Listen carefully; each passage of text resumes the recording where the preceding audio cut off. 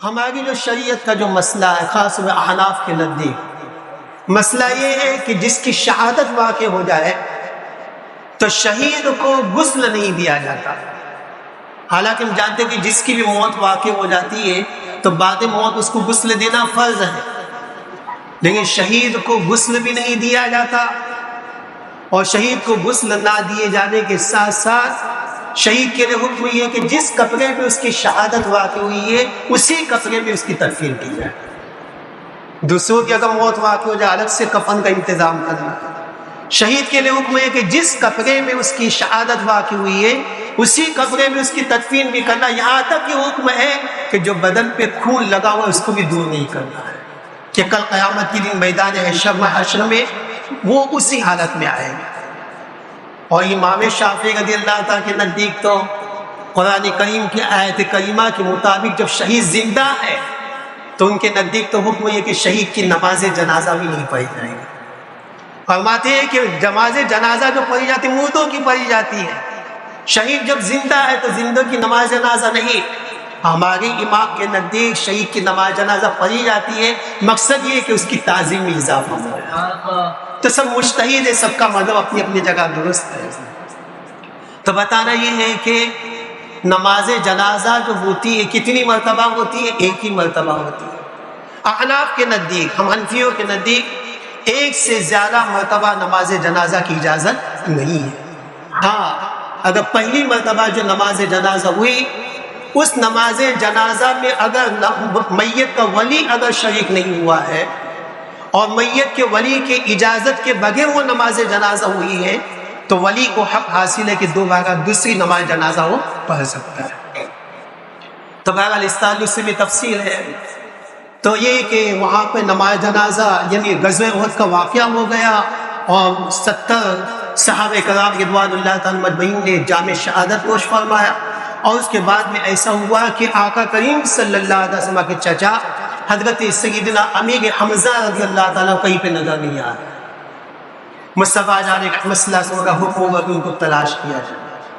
تلاش کرتے کرتے پایا گیا کہ حضرت امیر حمزہ رضی اللہ تعالیٰ فلاں جگہ پہ حالت بالکل نازک ہے، دشمنوں نے آپ کے ساتھ اچھا سلوک نہیں کیا، اگرچہ ان میں سے بعد میں دامن اسلام میں داخل ہو گئے اور انہوں نے صحابیت کا مقام و مرتبہ پایا۔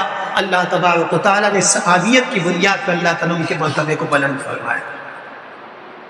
حضرات ملت اسلامیہ، اصل چیز جو بتانا ہے کہ حضرت سیدنا امیر حمزہ رضی اللہ عنہ کی شان کیا ہے۔ روایت میں ہے کہ حضرت سیدنا امیر حمزہ رضی اللہ تعالیٰ عنہ کے جسم مبارک جب ملا تو ایک کپڑے میں لپیٹ کر کے حضرت سیدنا امیر حمزہ رضی اللہ تعالیٰ کا جنازہ مصطفیٰ جانے کے مسئلہ سما کے سامنے لا کر کے رکھ دیا گیا۔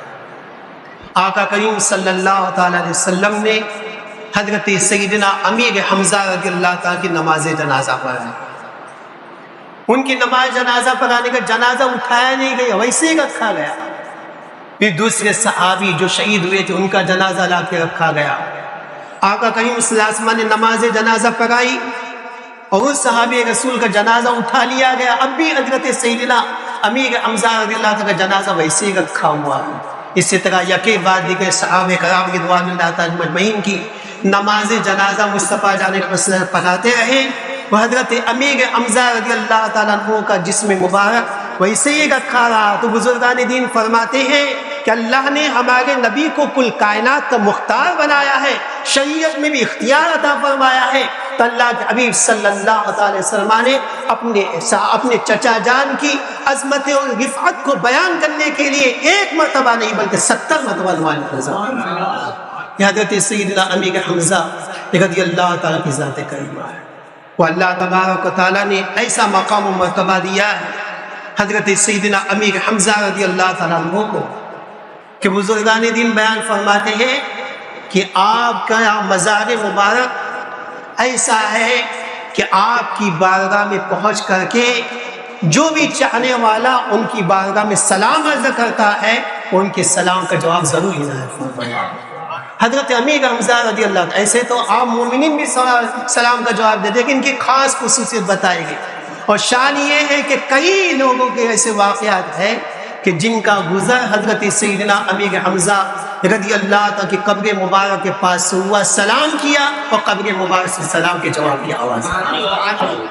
حضرت سیدنا امیر حمزہ رضی اللہ تعالیٰ عنہ وہ ذات کریمہ ہے کہ بزرگان دین فرماتے ہیں کہ اللہ کے کچھ نیک اور مقبول بندے ایسے ہیں کہ ان کی بارگاہ میں جا کر کے جو بندہ دعا کرتا ہے اللہ ان کی دعا کو ضرور قبول فرماتا ہے۔ تو انہی بارگاہ میں سے ایک بارگاہ حضرت سیدنا امیر حمزہ رضی اللہ عنہ کی بارگاہ